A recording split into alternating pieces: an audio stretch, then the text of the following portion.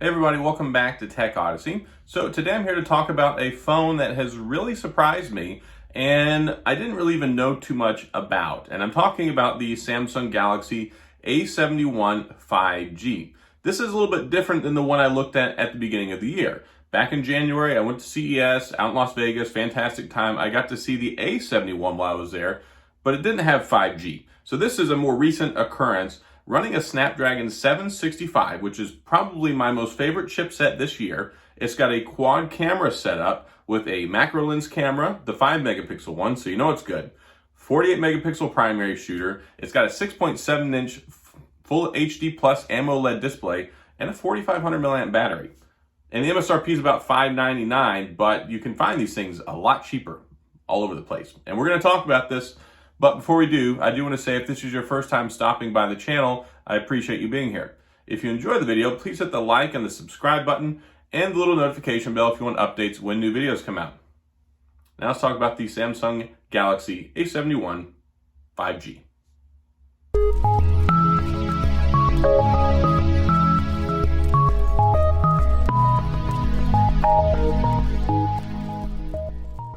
So this is a little bit of an unorthodox video for me. I did the unboxing and I didn't really feel happy with it. I was trying to do a live one and the whole thing just kind of went to, it was pants. But I've been using this with my secondary SIM card for about a week now. I have absolutely loved this phone.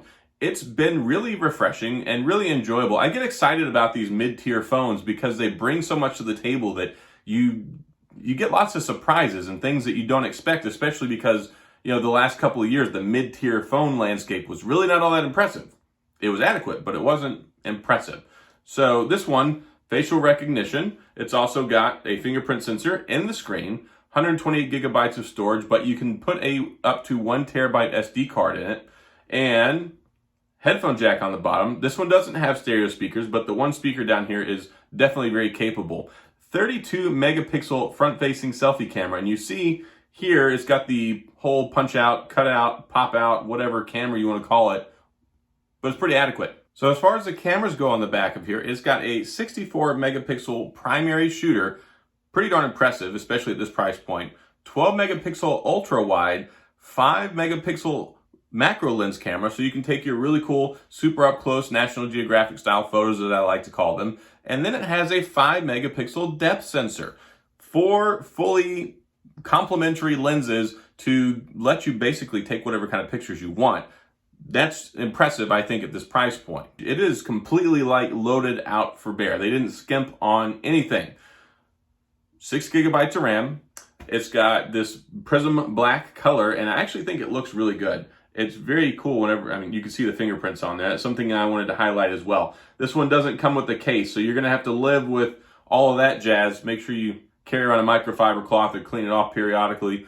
Get yourself a case, definitely from Amazon. You can probably get one pretty cheap. But overall, I've been really impressed with it. This is not my full review. I've not gone out and done any significant video or camera test stuff yet. But we'll go ahead and try this here. I'll take a picture. You can see what it looks like.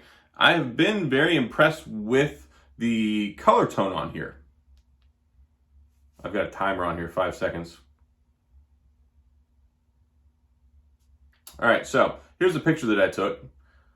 The colors are actually really accurate on here. I like it a lot. It's not oversaturated. It's not the old Samsung experience where it looks like it's been smoothed out and it's overly saturated, all that stuff.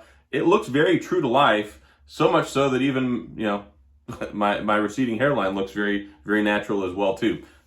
No filters can fix that. But anyway, 6.7 inch AMOLED display. It looks really, really sharp, crystal clean, and the color saturation on here is nice. It's vibrant. There's great contrast. There's great brightness. This screen is super bright. And OLED screens are known for being bright, especially the iPhone ones. People are like, oh my gosh, it blinds my eyes. I don't even like to use them. If you like bright screens, you're going to love this one. And this right here, it's not all the way turned up, but you can turn it up really bright. Ta-da. And of course, you can adjust that. Turn it down, make it not so bright.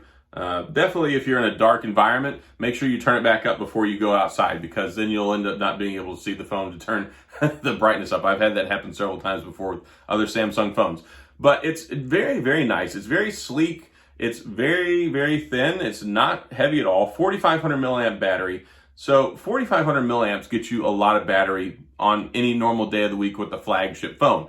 But when you've got a Snapdragon 765 with 5G, it'll get you a really good battery life. So this phone will definitely last you all day long. I do not have any problems with the battery in here whatsoever. And it's not an 8 series Snapdragon, so it's definitely gonna go the distance. And I've tested out 3 other phones this year with the Snapdragon 765. The LG Velvet, the Pixel 5, and the TCL 10 5G UW, and I have loved all 3 of them. You get a great solid experience. You can play games on here. You can play all the PUBG you want with really nice settings. You can play all the Call of Duty Mobile you want with nice settings on here, and still have plenty of battery to go along with it. So this, I think, is a solid option. Especially, I wanted to get this out because holiday season is here, and I'm not a salesman. This is not so you can go buy one of these things and I make money, but there's good deals right now. So I got this one through Samsung. I traded in my old dingy Pixel 3a XL, and I got this phone for like 170 bucks. So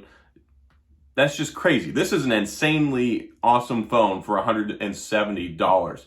$599, and yeah, if you're on Verizon, maybe I might would go with the TCL 10 5G UW to save some money at $399, or look around and see what other financing options there are. But if you can get a good trade-in deal, I've seen these on sale for like $399, $499, $379, whatever. Very capable, very handy, and it's very respectable. It's one of these ones where it's like you look at it and it looks like a super premium phone.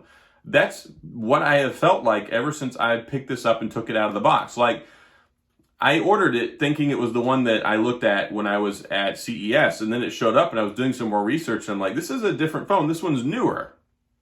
And it feels very much like an S-series device. Like, I've messed with some of the A-series devices before, especially prior to this year, and I haven't been like overly impressed with them. Usually I'm always using an S-series or a Note series or like one of the really expensive phones. I test out budget and mid-tier phones, but typically I use a flagship. And to be able to use something like this and not really have any hiccups or anything that really detracts from the experience, it's been really impressive for the price point, and I've really enjoyed using it. So that's really what I wanted to convey in this video. I bought this with my own money. They didn't send this to me. I'm not getting anything out of it. I just wanted to share with you that I think that this is a really solid phone. I'm going to do a full review on it. I'm going to go take video. I'm going to go take some pictures, do some more battery test stuff. And, I've been focusing on other phones the last couple of weeks. I've had some ones that I had to review, like the OnePlus 8T that I reviewed. Love that phone. But this one, yeah, I bought this one with my own money because I wanted to test it out, and it was a good deal. And I have been very, very happy with it. If you can get this $500 or less, I think you're going to be really, really happy with it.